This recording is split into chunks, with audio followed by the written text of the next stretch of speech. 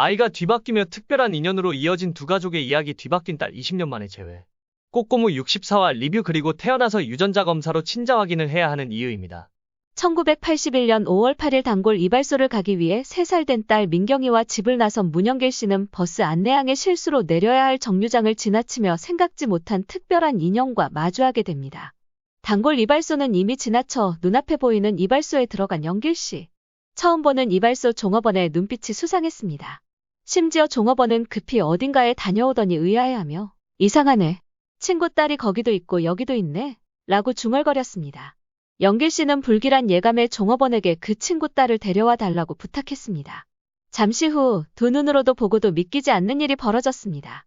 멀리서 걸어오는 향미라는 아이는 딸 민경이와 판박이처럼 닮아 있었습니다.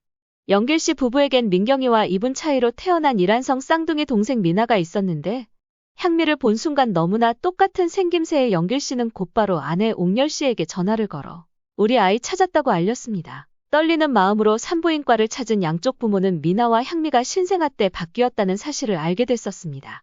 여기서 잠깐 중요한 정보를 알려드릴게요. 과거에는 산부인과에서 아이가 태어나면 가끔씩 바뀌어 다른 부모에게 보내지기도 합니다. 아기는 바로 부모님과 닮았다는 것을 알기 힘들어 우리의 아이인지 아닌지를 한 번에 알아보기 힘듭니다.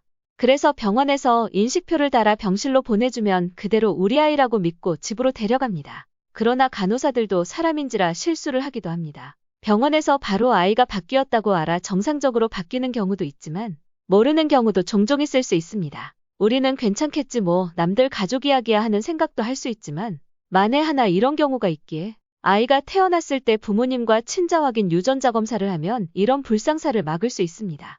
이렇게 검사한 친자 확인 유전자 검사의 결과를 가지고 계시면 혹시라도 나중에 필요한 경우가 있을 수도 있습니다.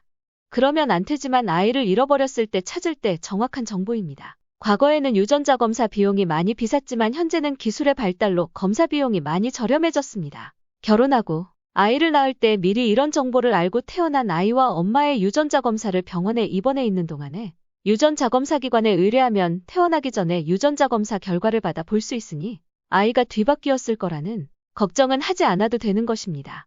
다시 꼬꼬무 이야기입니다. 그리고 확인 결과 민경이와 미나 쌍둥이는 이발소 종업원 친구의 딸 향미와 같은 산부인과에서 단 하루 차이로 태어났습니다.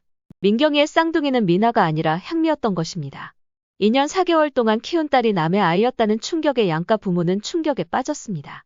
그리고 아이들을 지금 이대로 키울 것인가 아니면 원래대로 바꿀 것인가라는 일생일대 최대의 난제에 봉착했습니다. 또한 태어날 때부터 몸이 약했던 미나가 영길 씨 부부에게는 아픈 손가락이었기 때문에 쉽사리 결정할 수 없었습니다. 낳은 전과 기른 정 사이에서 한참을 고민하던 부모들은 우여곡절 끝에 아이를 바꾸기로 결정. 친부모에게 돌아간 향미와 미나는 본래 이름을 찾고 잘 자랐습니다.